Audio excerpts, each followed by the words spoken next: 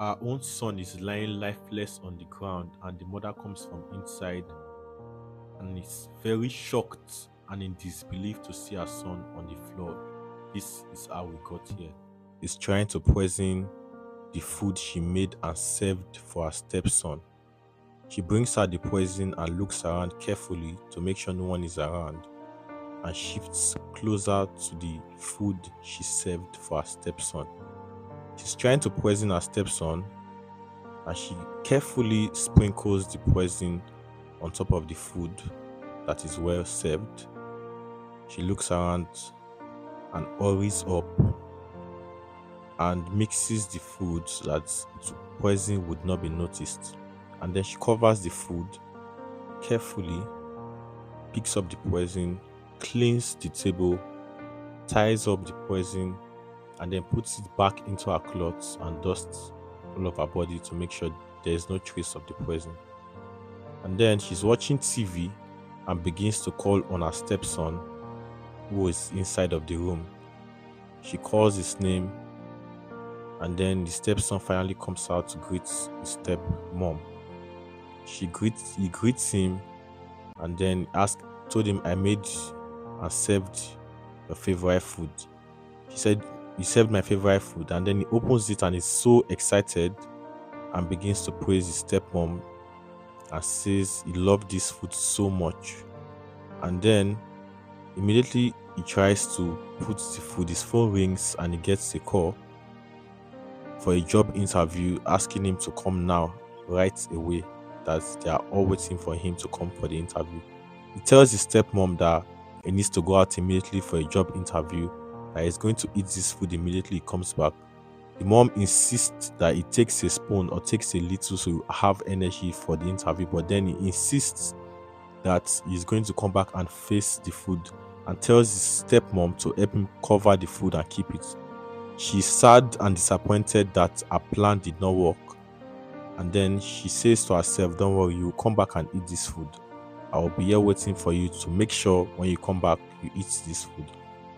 She's disappointed that her plans had failed this time. And then she continues watching TV. Not too long, she begins to feel sleepy and tired. And she was dozing off in the living room while watching TV. She begins to fall asleep because she's tired and was feeling sleepy. She relaxes a bit in the living room, trying to wait for the son to come back. But then she sleeps off while the food was in front of her.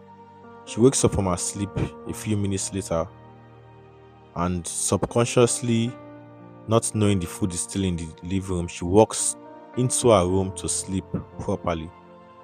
While she goes into the room and leaves the food on the table, her own son comes back from work, all happy, smiling and excited with a toothpick because he had eaten from outside. But then he sees another food on the table and he rushes off to begin eating the food. He looks around and sees nobody in the house. And then the food is also his favorite food and begins to eat the food right away, not knowing this food has been poisoned by his own mom. The food was poisoned for the stepson to eat so that our own son will inherit the husband's properties. But unfortunately, our own son begins to eat this food which was poisoned by his mom, who was now sleeping in the room. He's enjoying every bit of the meal because he likes food a lot. The food is so sweet that he cannot help but continue eating non-stop, and then he begins to feel a burning sensation in his stomach. He begins to notice some pains in his stomach, but then he knocks it off and says, no, it's just a regular pain. He continues eating the food and is excited, but then he feels a sharp pain in his stomach and he could no longer bear this pain. This is the poison taking effect in his stomach and is slowly passing out, and he falls to the ground and begins to jerk and shake, and that is how he lost his life eating this food.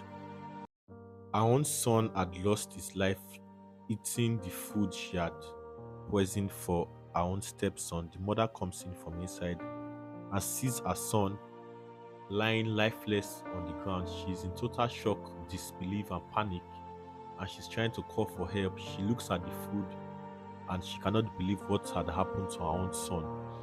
She's in shock and she begins to cry and calls for her neighbors to come and help her. She's trying to revive the child, and the neighbor also joins her to try and revive the child, but it's already too late. The neighbors begin to ask her what had happened.